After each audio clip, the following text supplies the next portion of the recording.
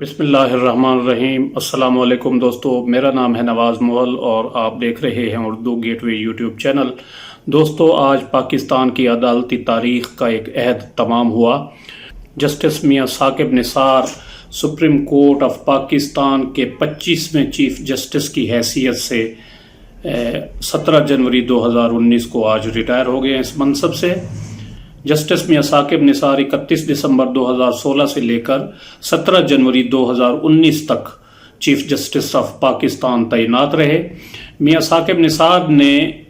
18 فروری 2010 میں supreme court of Pakistan کے جج کی حیثیت سے ذمہ داریاں سنبھالی تھیں۔ بعد میں 31 دسمبر کو سینیارٹی کے لحاظ سے 31 دسمبر 2016 کو سینیارٹی کے لحاظ سے انہیں پاکستان کا چیف جسٹس تعینات کیا گیا۔ افتخار محمد چودھری جب چیف جسٹس آف پاکستان تھے تو انہوں نے 2010 میں پاکستان پیپلز پارٹی کی حکومت کی مخالفت کے باوجود میاں ثاقب نثار کو لاہور ہائی کورٹ سے سپریم کورٹ آف پاکستان میں لائے تھے، جبکہ اس وقت کے لاہور ہائی کورٹ کے چیف جسٹس خواجہ محمد شریف صاحب سینیارٹی کے اعتبار سے پہلے نمبر پر تھے اور ان کا حق فائق تھا کہ وہ سپریم کورٹ میں بحیثیت جج آتے، لیکن اس کے برعکس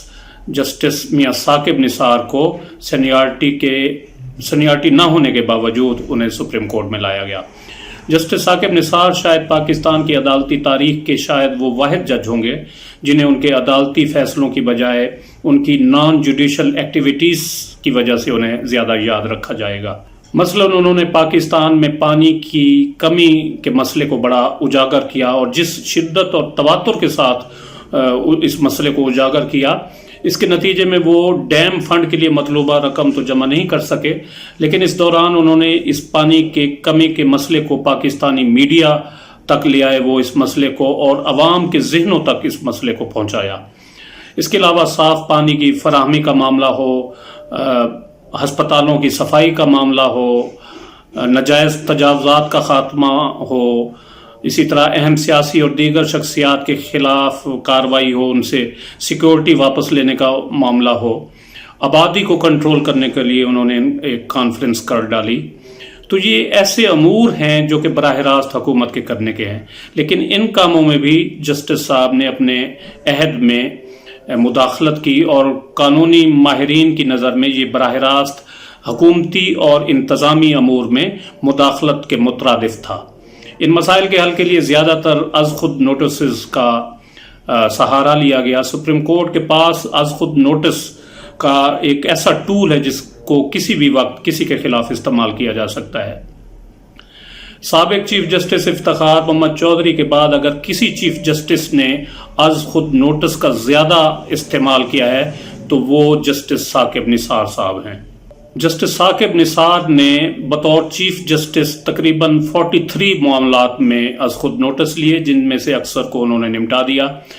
جہاں انہوں نے بہت اہم مقدمات میں از خود سماعت کا اختیار استعمال کرتے ہوئے ان پر فیصلے کیے، وہیں ان کے دور میں سپریم کورٹ میں زیر التوا مقدمات کی تعداد بھی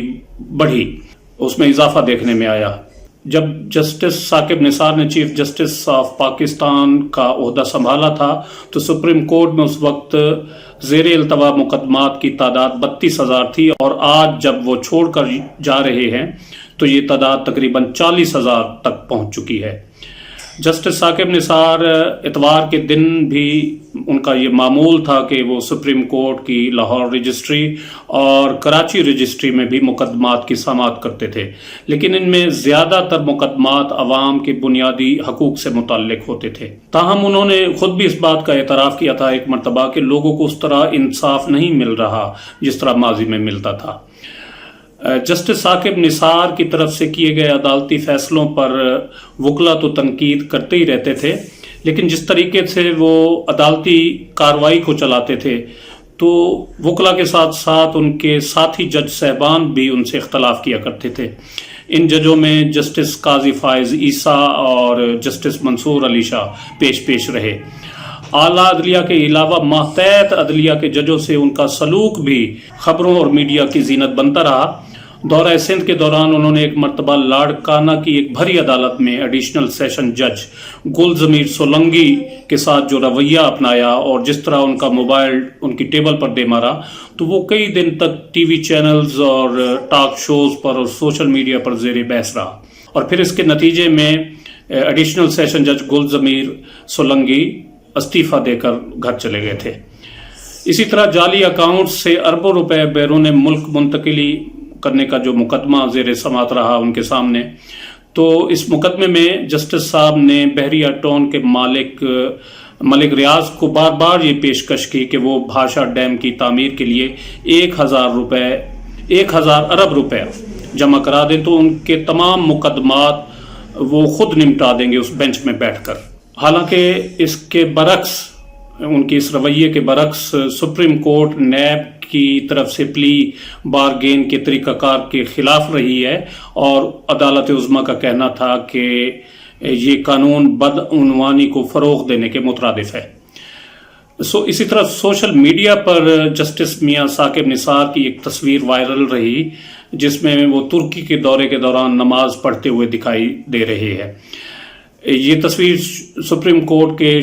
شعبہ تعلقات عامہ نے جاری کی تھی میڈیا کو، اور یہ بعد میں میڈیا کی اور اخبارات کی زینت بنی۔ اس پر سپریم کورٹ کے وکلاء کا موقف تھا کہ اس تصویر کو جاری کرنے کا مقصد شاید یہ بھی ہو سکتا ہے کہ توہین رسالت کے مقدمے میں قید اور پھر اس کے بعد رہائی پانے والی آسیہ بی بی کے خلاف جو ان کی رہائی پر رد عمل سامنے آیا ایک مذہبی جماعت کی طرف سے، تحریک لبیک پاکستان کی طرف سے، تو اس میں ان کے مسلمان ہونے پر سوالات اٹھائے گئے تھے، تو اس لیے شاید وہ نماز پڑھتے دکھائی دیے گئے۔ آسیہ بی بی کو رہا کرنے کا فیصلہ بھی چیف جسٹس آف پاکستان میاں ثاقب نثار نے ہی تحریر کیا تھا، لیکن یہ بھی حقیقت ہے کہ اس فیصلے کے خلاف جس طرح کا رد عمل آیا اور جس طرح تحریک لبیک پاکستان نے ری ایکٹ کیا، تو اس کا نتیجہ یہ نکلا غالباً کہ آسیہ بی بی کی رہائی کے خلاف جو اپیل نظر ثانی کی دائر کی گئی تھی وہ ان کی ریٹائرمنٹ تک نہیں لگائی گئی۔ مبصرین کے مطابق جسٹس ثاقب نثار کے دل میں پاک فوج کے لیے بھی اتنا ہی احترام ہے، اتنی ہی عزت ہے جتنے کہ عام پاکستانی کو دل میں ہے،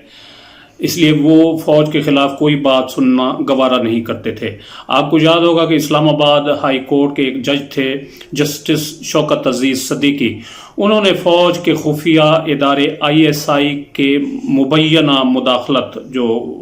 تھی عدالتی معاملات میں، ان پر ان کو ISI کو تنقید کا نشانہ بنایا تھا۔ تو بحیثیت chairman supreme judicial council justice Saqib Nisar نے اس کا فوری نوٹس لیا تھا، اور پاکستان کی عدالتی تاریخ کی مختصر ترین کارروائی کے بعد جسٹس شوکت عزیز صدیقی کو ان کے عہدے سے فارغ کر دیا گیا تھا۔ جسٹس میاں ثاقب نثار نے دیگر ججز کی طرح جنرل پرویز مشرف کے PCO کے تحت حلف اٹھایا تھا۔ اگر میاں ثاقب نثار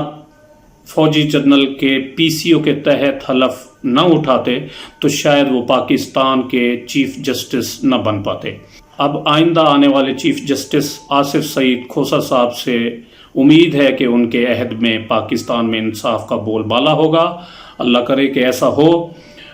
تو یہ تھی آج کی ویڈیو اگر پسند آئی ہو تو اسے لائک اور شیئر کرنا نہ بھولیں، اور اگر چینل آپ نے ہمارا ابھی تک سبسکرائب نہیں کیا تو اسے بھی جلدی سے سبسکرائب کر لیں۔ اپنا بہت سارا خیال رکھیے گا اور مجھے دیجیے اجازت۔ اللہ حافظ۔ السلام علیکم ورحمۃ اللہ۔